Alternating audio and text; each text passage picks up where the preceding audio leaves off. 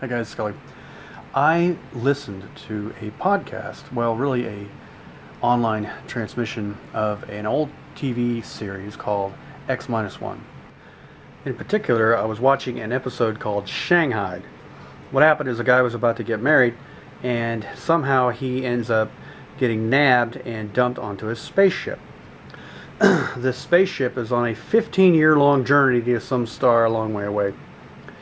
One thing that really cracked me up was their interpretation of how a spaceship would be run.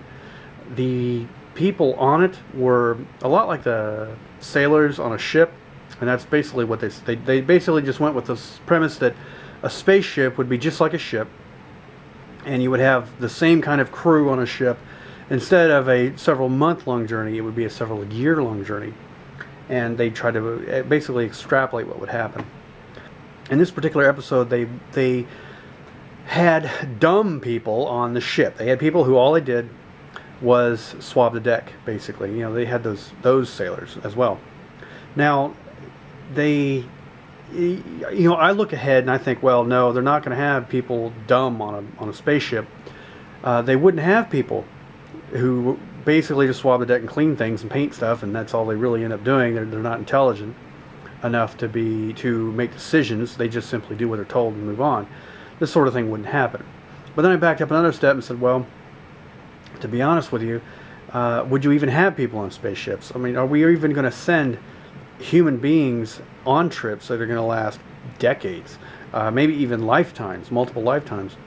Even if we put them to sleep and they'd sleep the whole way and wake up on the other end, what's there for them? I mean, that's not quite a suicide mission, but there's no coming back from that. Humans are way too social animals to survive that sort of thing.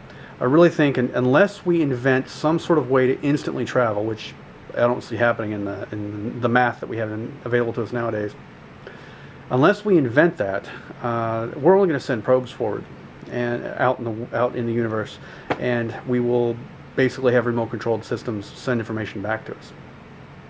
I just don't see it happening where it takes multiple lifetimes to go from one place to another, or 15 years in a can. One thing that was pretty interesting, the man can't prove who he was. Remember, he was basically abducted and dumped on his ship. The man cannot prove who he was because they took his wallet. That's another thing. You know, all the different ways we have identifying people nowadays. There would be, on a spaceship, there would be some sort of way to identify somebody with their genetics, blah, blah, blah. The whole time the story's playing in the background, remember, I'm doing work while I'm listening to this, all these facts just keep popping in my head, and I'm like, they would be like something completely different, a plot point. And I'm arguing the plot points in my head as I'm listening to this and trying to get work done. This X-1 was particularly distracting. Another thing they had were guns in space. They had typical firearms. They had nothing special about them. And all I can think of is, deliberately having a firearm. I don't know, tasers maybe, some kind of stun system, maybe, who knows. But definitely like a taser or something to that effect I could see happening. But I don't know about just straight up guns. They're too volatile, and they make too much of a dent when they bang into things. But who knows? Surely gun technology will creep along just the same as all the other technology does. Another idea that kind of crept along was the fact that you could throw one switch and cut basically everyone in the ship off from communications. That's one thing that kind of, when I stop and think about the flight deck having all of the control of the ship, well, yeah, that makes sense. You'd want to centralize control, but there would be an override, because basically the captain went nuts on this ship, and the crew mutinied, and they were the whole crew was kind of a bunch of jerks on this spaceship. In the engine room was more or less cut off from the bridge, except one line of communication. That wouldn't happen on a ship, much less a spaceship. But anyways, the whole idea of the lack of communication, they couldn't transmit back to Earth for some reason or another, and they supposedly stopped off at Mars and refueled and then took off. I'm like, well, if you're going on a 15-year-long journey, surely you either get to Mars so quickly and use so little fuel that, compared to the whole thing, that you wouldn't have to refuel, or you would slingshot past Mars and keep going to your destination. I don't know. Anyway, those kind of questions also just bothered me. And like I said, this was a really distracting episode while I was trying to get some work done. But then the coup de grace came to the whole plot line. What happened was the guy who got abducted and dumped on the ship basically wrote a check to one of the other people, because remember, he's locked up. They don't believe who he is. They think he just wants out of the contract that he must have signed to be on this stupid ship.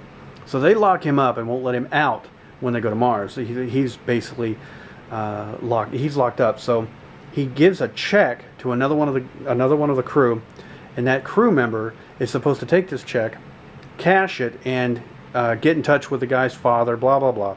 Guy rips him off, right? But that's how he gets rescued, because he writes a check, and they were able to trace the check back to this guy and back to the ship. And that cracked me up. It's like, we're already past the whole check phase.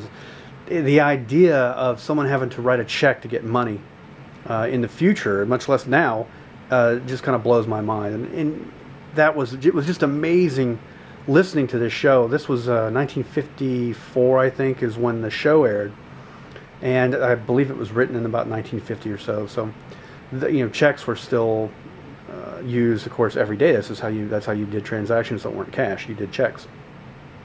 It really cracks me up to think of all of the different directions I would go if I were to rewrite that story today.